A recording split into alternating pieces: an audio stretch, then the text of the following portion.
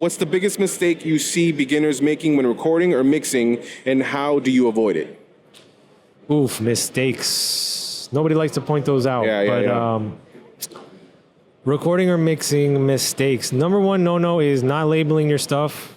True. It takes 2 seconds. I know you're doing a lot. We've all done it, but label your stuff. And let me just, organization people. Yes. Stop playing around. Continue. Please, stop. Yeah. What else? I don't know. Organization.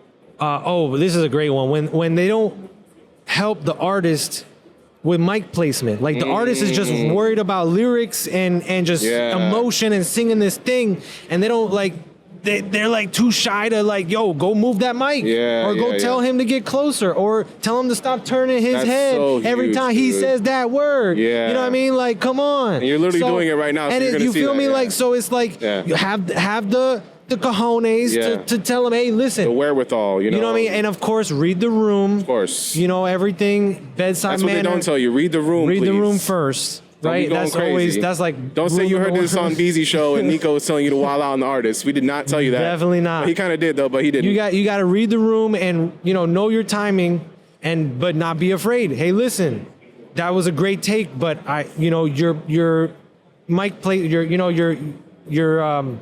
your mic placement is just a little off. Can we try it again with just focus on? I know you got the timing right. I know you got that delivery right. But let's just focus on a little bit of that. Imagine it's a flashlight. Yeah. You know, that theory always helps them out a lot. But man, that more often than not, people, they're like, okay, I got it recorded. That's good. And it's not enough. Detail, attention to detail. Now, sometimes there's times where you can. Like it's this artist has a certain amount of ego where you're just like, bro, I'm not gonna tell you. You're gonna tell him because I'm not. Yeah. So read the room might not work there. Exactly. You got to read the room. Exactly. Yeah, sometimes it's not the time. If it's not, it's not, and you have to just prepare yourself to get the best recording you can. Or like I had a one time like the artist was heated, bro. He just got off a heated phone call. Yeah.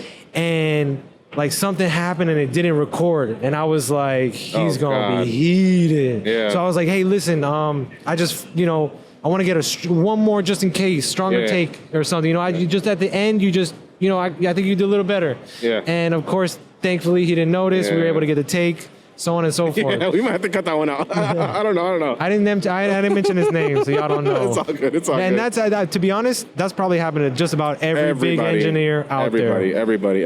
Literally, I haven't heard one engineer not talk about that. Yeah. Every engineer I've ever met has talked about that at least once. A little slip. It happens, bro. It happens.